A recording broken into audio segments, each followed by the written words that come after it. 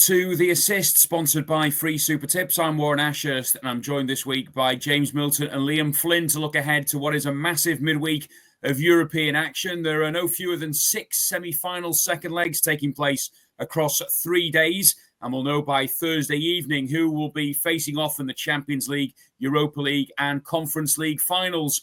Let's firstly reflect on what we saw in last week's first legs of the Champions League.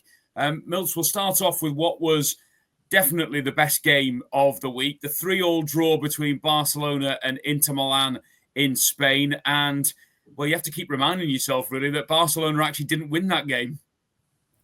Yeah, I mean, it was a sensational game, wasn't it? Particularly the first half, and, brilliant individual goals from Marcus Thuram and Lamine Yamal.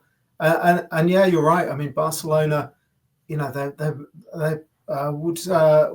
would really have been worrying at 2-0 down against Inter. I mean, I think all season long we've talked about Inter's defensive record. So, to go 2-0 up away from home against Barcelona should have been the perfect scenario for them. But at the same time, was that a missed opportunity for Inter? You never really felt like they were going to keep Barca quiet.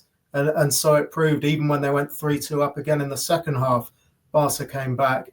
And you can see why Barca are favourites to win the second leg at San Siro, but I think it's going to be another fascinating clash. Yeah, it should be. As will, I'm sure, PSG against Arsenal, Liam. And I mean, as an Arsenal supporter, and you saw the reaction probably of some of the fans during and after the game, not happy with how Arsenal performed in that first leg. Can you see their frustrations, or should we be giving more praise to just a quality PSG team? Yeah, it's definitely a mix of the two. I think, obviously, as an Arsenal fan, you're going to get a little bit carried away being in, the first semi-final since 2009, I think. So it was a huge opportunity, I think, that Arsenal fans saw, having beaten Real Madrid, obviously 3-0 at the Emirates, thinking, actually, well, if we can do that, well, why can't we do the same against Paris Saint-Germain? But I think people got to remember this Paris Saint-Germain team are a much more cohesive unit than Real Madrid. So it was always going to be a tougher game. It was just a very flat performance, I think. Obviously, that 4th-minute goal from Ousmane Dembele just stunned the Emirates into silence, really, and then Arsenal couldn't find a way back into the game. They had a bit of stage fright. I think that first sort of 15 minutes, it was very cagey, very nervy. Something we hadn't seen from Arsenal on this stage for a little while, I think.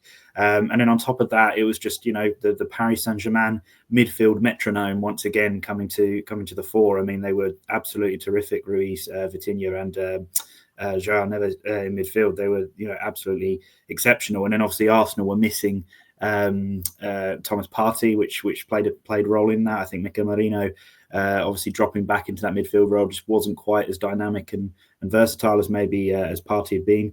And then there was certain individuals who struggled in that game for Arsenal, who we haven't seen struggle all season. I mean, Jurriën Timber, I think, committed about 4 fouls in the opening 20 minutes, struggling to handle Kvaratskhelia in that game. So it was a disappointing performance. The good thing for Arsenal is it was only 1-0. And the tie is by no means over, as much as some people might like to think it is. And Arsenal do definitely have the capability of going to the Parc des Princes and winning. But yeah, whether or not they can do that after a disappointing result against Bournemouth remains to be seen. Well, we'll start off our look at the individual semi-finals with that clash on Wednesday evening in the French capital. It's PSG against Arsenal. In terms of the full-time result odds, PSG 21-20 to win the game on Wednesday. The draw 13-5, Arsenal 5-2.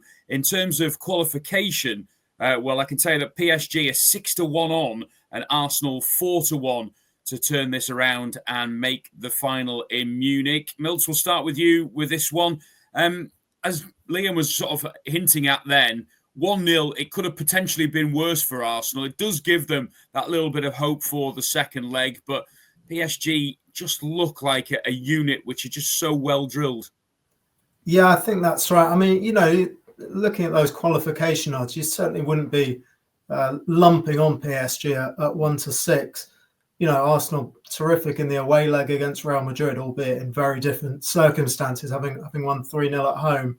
I think the positives for Arsenal, in a way, is that it could have been worse, couldn't it? They gave up a couple of really clear chances late on in the first leg. Whether PSG will come back to regret those missed opportunities, we'll see. Dembele's a bit of a fitness doubt, and for PSG, there's a bit more for them to think about now with this lead to protect. We've seen those games they've had against Premier League teams at home this season against Man City, Liverpool, and Aston Villa. It was basically just all-out attack from PSG, and it was stunning to see. Against these sides who've been excellent in England over the past few seasons. They had 82 shots in those 3 games, 29 on target. But as I said, it's a little bit more of a balancing act against Arsenal. Do they stick or twist? And so I think that gives Arsenal a little bit of hope. I think as Liam mentioned earlier, you just look at that PSG midfield. Arsenal, obviously, with Partey returning from a ban, they're going to be stronger in that department. I just feel like PSG are going to be able to, shut down Arsenal's supply lines. And Arsenal don't create enough chances from open play. And when they do get chances, as we saw in the first leg, they're not clinical enough. And, Donnarumma obviously made two great saves. But those kind of fine margins are the concern for Arsenal. If they do get those chances, are they going to be able to beat Donnarumma? Those in the hierarchy at the Emirates will not be happy with me pointing this out, Liam, but it does smatter a little bit of Arsenal not getting that striker they needed, whether it was in the summer or in January, again coming to fruition. They had a couple of chances in the game at the Emirates. They didn't take it. And now you've got to feel like they've got to score 2 goals at the Parc des Princes to get through. And it's like where those goals are going to come from. Yeah, absolutely. I think the Mikel Merino run was a bit of a paper over the cracks, really, wasn't it? I think there's still that bigger issue there that Arsenal simply have to address in the summer. I think they will address that, but like you say, it doesn't help them right now. Obviously, Saka, having had him come back in the last several weeks, that is a big boost in that department. And obviously, Trossard has shown, a little flash of form as well. So it will be interesting, I think, to see as well whether Arteta opts for sort of Merino in that role now that Thomas Partey's back and push him a bit forward, or whether he goes for Trossard with with obviously Saka and Martinelli either side. So a few different ways they can approach it, but absolutely the lack of a out-and-out striker is costing them at the moment. The approach is going to be key, Milts, isn't it? I mean, in years gone by, you might say Arsenal will maybe sit back and see if they can nick a goal and then go all out in the last sort of 10 or 15 minutes. But what you alluded to earlier about PSG pouring numbers forward, at least it does give Arsenal that hope of finding gaps at the back. Yeah. I mean, there could be the classic Anfield '89 scenario, the George Graham masterclass. All he wanted was 0-0 at half time, and then we'd go on and get the 2 goals that Arsenal needed. But yeah, I mean, PSG just look a terrific side. I mean, from a betting perspective, we saw how this game opened up at the Emirates Stadium, even in the first leg, which might have been a little more cagey. But late on, Ramos hit the crossbar. Bradley Barcola missed a great chance. So I like the look of over 1.5 second half goals, shade of odds on. I think, Arsenal are going to have to take risks as the tie goes on, if they don't get an early goal. And all 6 of the goals in Arsenal's quarter-final against Real Madrid came in the second half. And this was a winning bet in both legs of PSG's quarter-final against Villa as well. So, from an Arsenal perspective, you hope that they'd be the ones finishing the game strongly. But I suspect there's also a good chance of the Gunners being caught on the break, as they so nearly were in the first leg. In terms of your best bet for this, Liam, where do you see the value line? Yeah, I'd be looking at the correct score, and 1-1 is the one I like the look of. It's quite a big price, I think, around sort of 13-2. Obviously, it wouldn't be enough for Arsenal to progress, but I do think the weight of expectation will have sort of shifted slightly coming into this second leg. Obviously, that first game at the Emirates, I think part of Arsenal's problem was that expectation generated by those 2 terrific Real Madrid performances. But football is a fickle business, and it's gone from one extreme to another, where people are now kind of writing Arsenal off going into the second leg. The pressure is a little bit more on Paris Saint-Germain, and it'll be interesting to see how they handle that. I know we talk about this being a new, a young new Paris Saint-Germain team, but is there a little bit of scar tissue there, a little bit of psychological block from how Paris Saint-Germain have struggled in knockout Champions League matches in the past? I don't know, very possibly. But I do think Arsenal perform a little bit better this time around. They have to perform better, but I think it will be tight. I mean, 3 of PSG's last 4 Champions League games featured under 2.5 goals, so I expect it to be a tight one. And Arsenal they've been draw specialists in the Premier League this season. Obviously, a few of those have come when the title was kind of out of touch, really, and maybe they weren't attacking those games as much as they otherwise would have done. But 13 draws in the Premier League, and interestingly involved in 5 1-1 draws since the start of the year. So I think that is a really good pick in the correct score market. Just quickly, if you want to sort of play a bet in this game, I wouldn't put people off of backing Declan Rice to score or assist. Obviously, the return of Partey, as I said, should mean Rice can get forwards a little bit more. His 2 free kicks against Real Madrid, obviously, so that he can be the man for the big occasion, pressing from that kind of advanced role. And he's got 8 goals and 10 assists in all competitions this season. Only Saka has scored more for Arsenal in the Champions League as well this campaign. So, that would be a good supplementary bet, I think.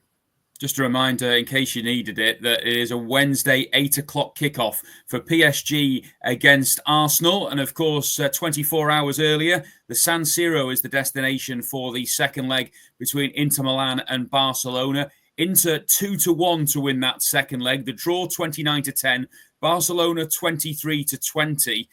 In terms of qualification, Inter 11-10 and Barcelona 4-6, which is probably a reflection of how strongly Barcelona finished that first leg, of course, in Spain. It was a cracking game, Liam, the first leg. I can't believe that we're going to have as a wide open game second time around. You would think not. I mean, I think I spoke last week. I said this game was very much a unstoppable force versus a movable object, and it was quite clear which of those came to fruition in that first leg. It was, an excellent attacking game. I would expect maybe it would be a little bit tighter this time around.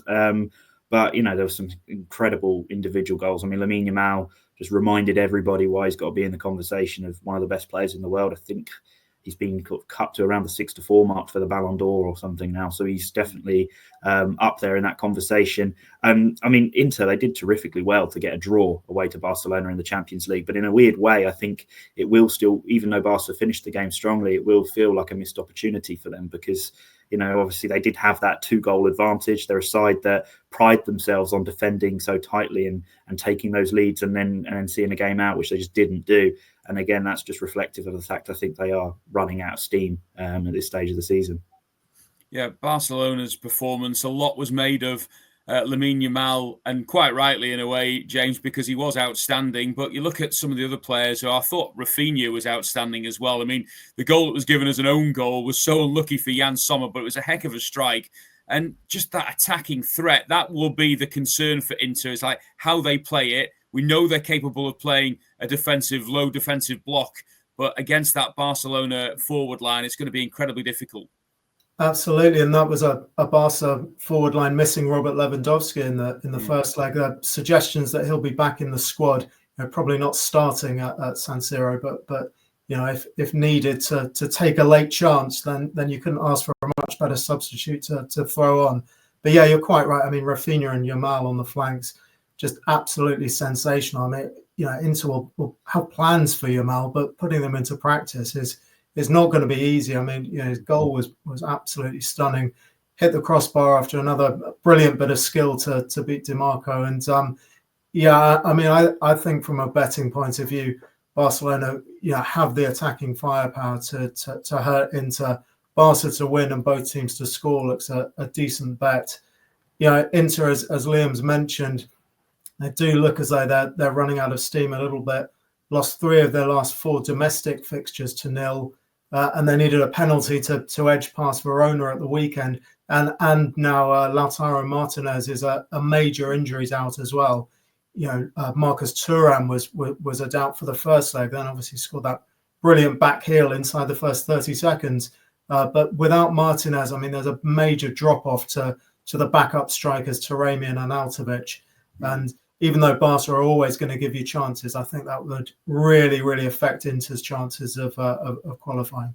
Yeah, that Martinez injury, Liam, has that sort of changed your mind in terms of this second leg? Yeah, a little bit. To be fair, I think even if Martinez was in the picture, I would still be edging towards Barcelona, which is my tip, Barcelona just to win the match. But obviously not having him is a major blow, not even just from a scoring perspective. I think from a morale perspective. He's a leader on that pitch. He's a terrific player.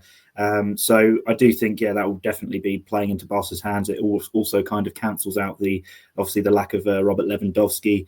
I obviously said, this Inter team, they just look tired. They're stretched. They're aging.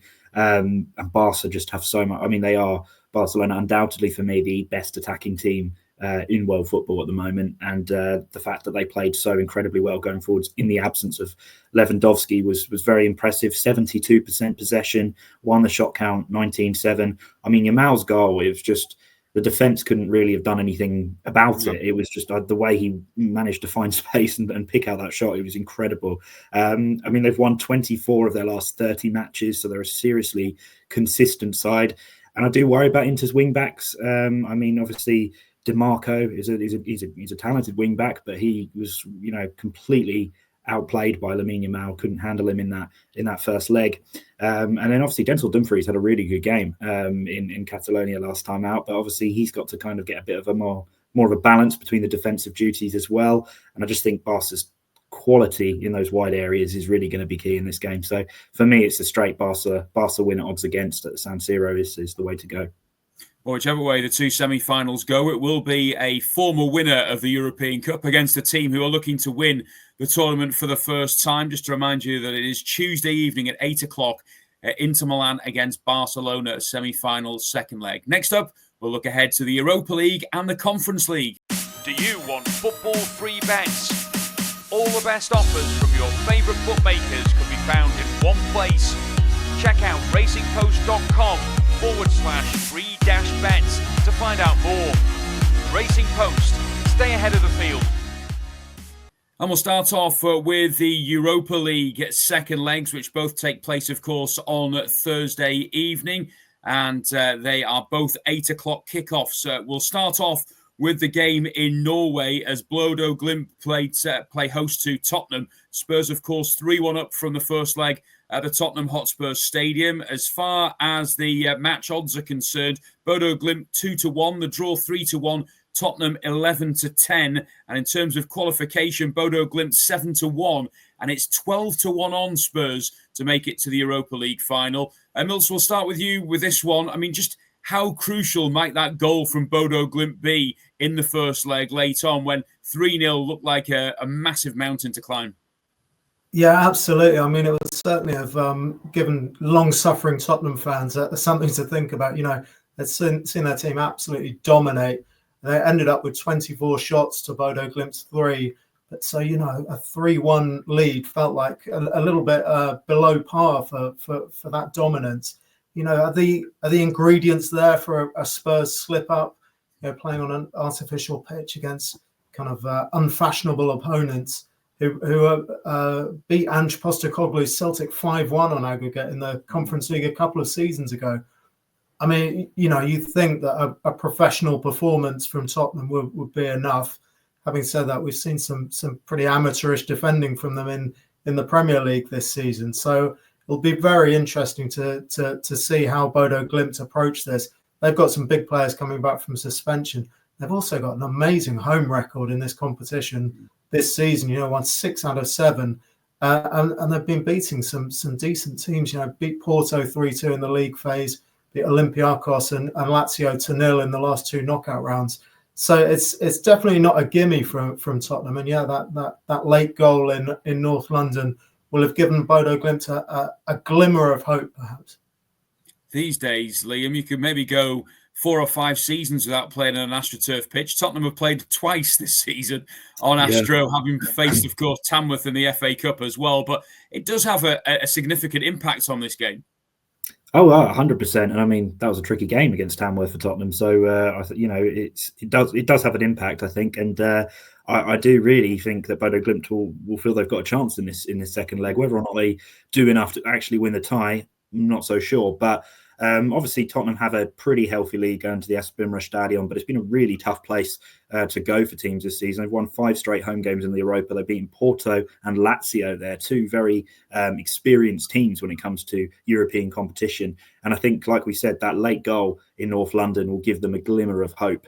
And the way that Spurs have played at times this season, you definitely give them a chance.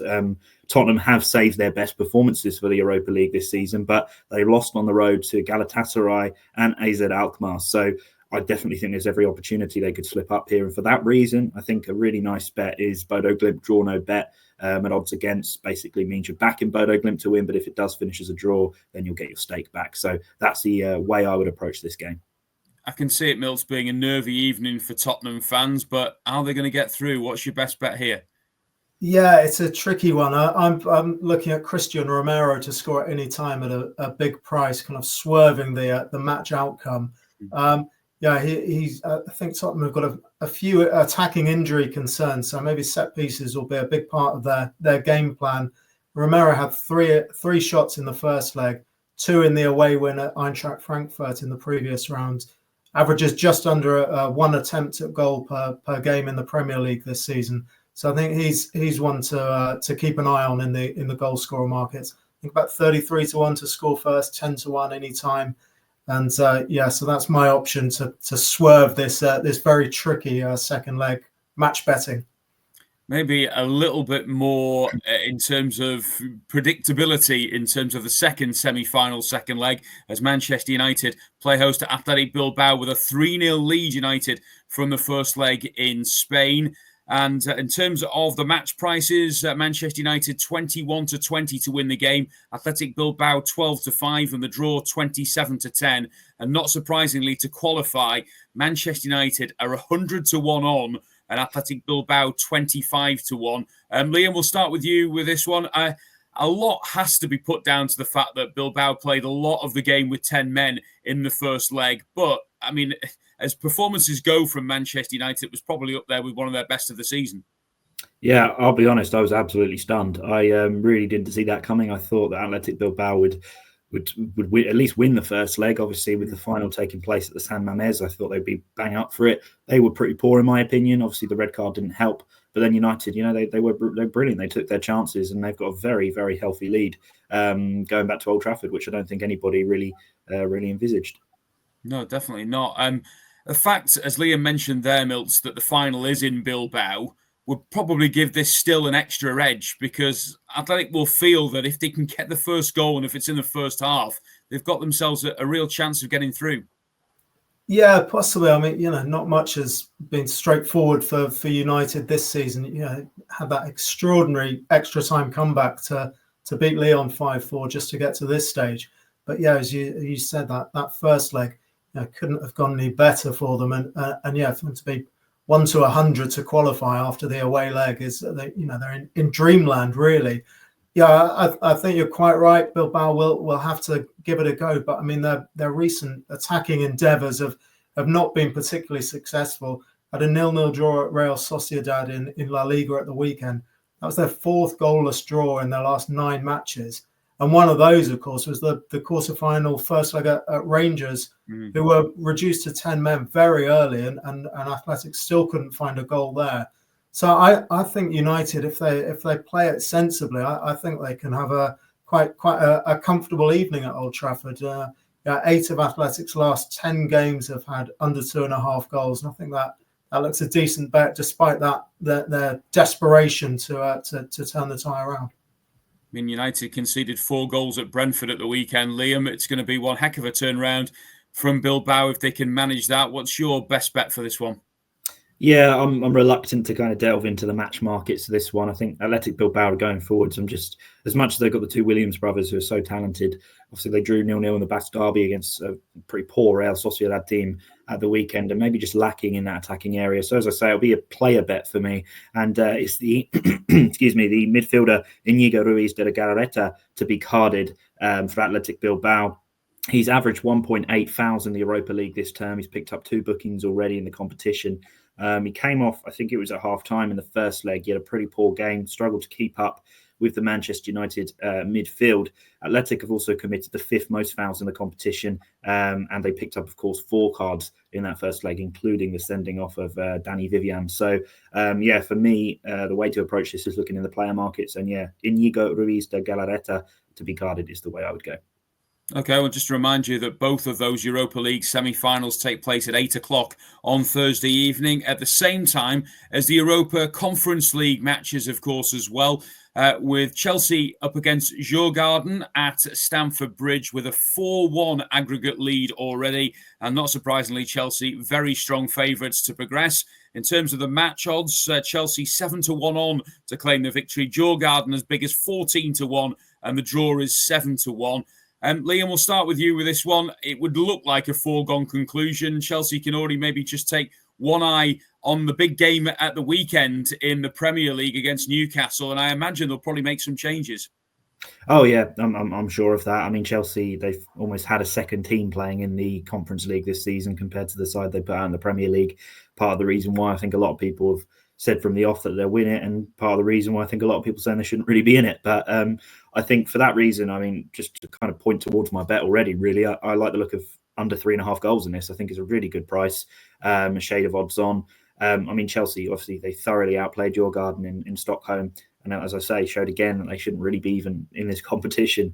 But I think they'll take the foot off their pedal a little bit in this game. Their win over Liverpool, of course, reignited their push for the top 5 in the Premier League. They've got that crucial game against Newcastle coming up, as you say. So they're not going to throw everything at this second leg when they've got a 4-1 lead.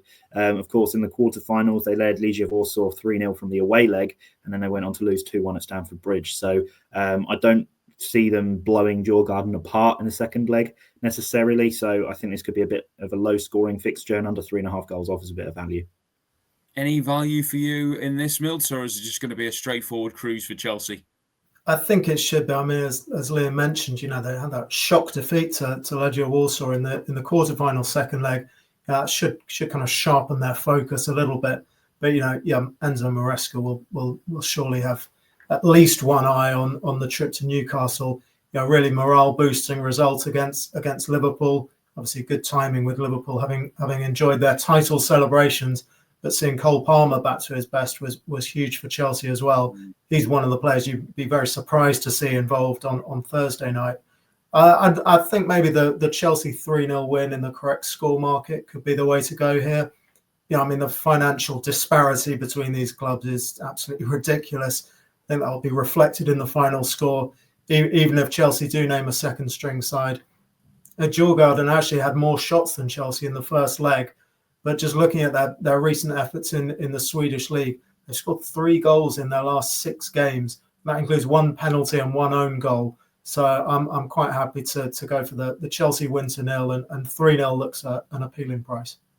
Okay, well, if Chelsea, like everybody expects, are going to make it through to the final in Poland, who will they be playing in the final? That's a bit less clear-cut by the looks of it, because Fiorentina face Real Betis in Florence in the second leg. Betis with a 2-1 advantage after that first leg, and a rejuvenated Anthony Miltz looks to be the man who might well lead them to the final.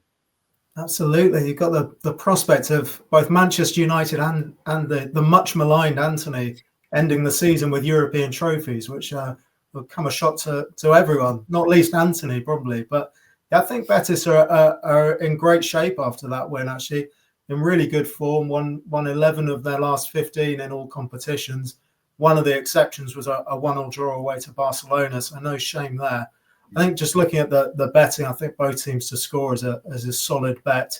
You know, that's copped in 9 of Betis's last 10 matches. So I think it'll be dangerous for them to try and sit on their lead in Florence. I think it could turn into an open game.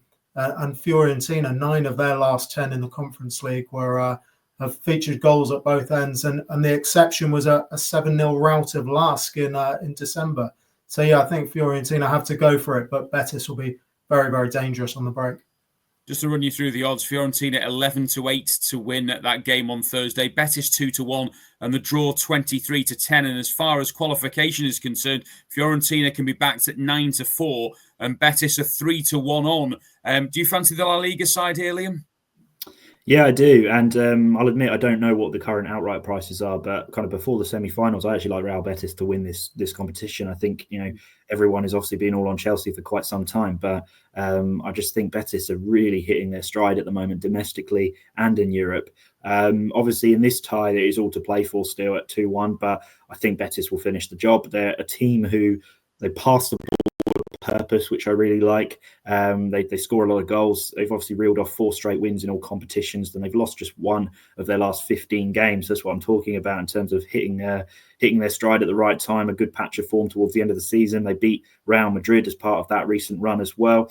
And as we say, they've got some really good players going forward, the likes of Isco, Anthony, who's obviously had that rebirth there, Abde Etzlatzuli as well on the flank is a talented player. Fiorentina, I mean, they couldn't even see off Shelia in the home leg of their quarter-final, so wouldn't be rushing to back them. I think they're a little bit too over-reliant on Moise Kean for my liking. So the bet I would have in this would be Real Betis draw no bet at a shade of odds against. Again, you're backing them to win, but you get your stake back if it's a draw. I think that's a really good way to approach this game.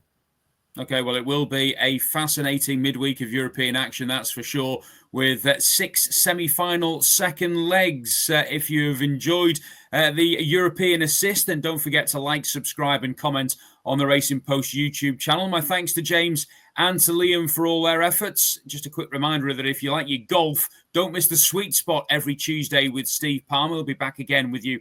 He and Dave Clark this week. We'll be back on Thursday with another episode of The Assist to preview the domestic action. But until then, enjoy your midweek football and please remember to gamble responsibly.